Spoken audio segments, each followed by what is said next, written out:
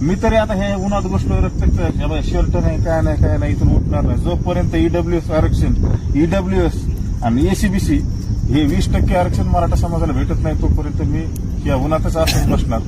पाणी पिणार नाही, अन्न नाही, काय नाही. या मुलखुणीला एवढी सुपारी आले जरांगे पाटलावर भुकता ही डायरेक्ट जरांगे पाटीलच व्हायला निघालाय. ह्याचं ढोळ ह्याला एवढं मोठं लागलंय की ह्याला असं वाटायला लागलंय आता आपण पण जरांगे पाटलांच्या विरोधात प्रति आंदोलन करून आपण पण दुसरा जरांगे पाटील हो.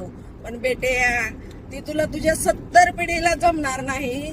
जरांगे पाटलांनी अक्षरशः असल्या तडपत्या उन्हात आणि तुम्हीच लोक म्हणत होता ना गोदडीत बदाम काजू खाताय जरांगे पाटील खातेत. अरे भिकार चोटानो तुम्हाला लाज वाटायला पाहिजे. त्या आमल्या खास करून तुला लाज वाटायला पाहिजे की तू एक मराठा आहे म्हणून तू सांगतोय पण खरं तर तू मराठा ह्या शब्दाला खरंच कलंक लावलाय. कारण का एक मराठ्याचं प्रामाणिक नेतृत्व मराठ्याच्या समाजासाठी लढत असताना आणि मराठी समाजासाठी आंदोलन उभं असताना तू त्यांच्या विरोधात प्रति आंदोलन उभा करतो.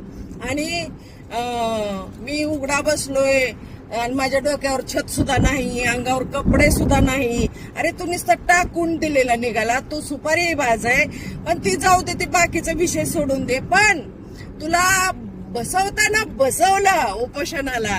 पण आता एक सांगतो तुला आता कुठला आमदार येणार आहे का खासदार येणार आहे का मंत्री येणार आहे तुझं उपोषण सोडवायला का तू स्वतः सोडवून घेणार आहे.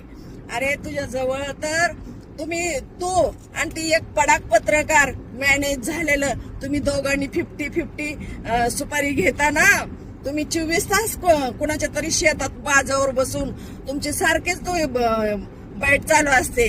ती पत्रकार कुठे गेलं का त्याला मी दुसरीकडे कुठं बसवलंय उपोषणाला वगैरे. अरे मग कुठंच तुमची काही न्यूज दिसना. ती पत्रकार कुठं झोपलं बिपलं का त्यानं काही झोपीच्या गोळ्या खाल्ल्या का त्याला कुणी उचलून नेलंय. अरे मग तुमची बाईट कशी काय होईना. आणि हे बघ आमल्या तू काही जरांगे पाटलांची कॉपी करू नको. तुझ्या बापाचा बाप जरी आला ना तरी जरांगे पाटील तू होऊ शकणार नाही.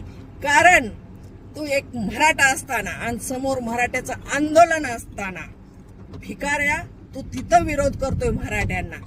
त्यामुळे तुझी लायकी नाही जरांगे पाटलावर टीका टिप्पणी करायची. त्यामुळे तू अवकातीत राहायचं. आणि तू काय करायचं माहितीये का, तू आता स्वतःच उपोषण सोडवून घेणार आहेस. तू खाऊन पिऊन बसला असशील काय तिथं काय तुला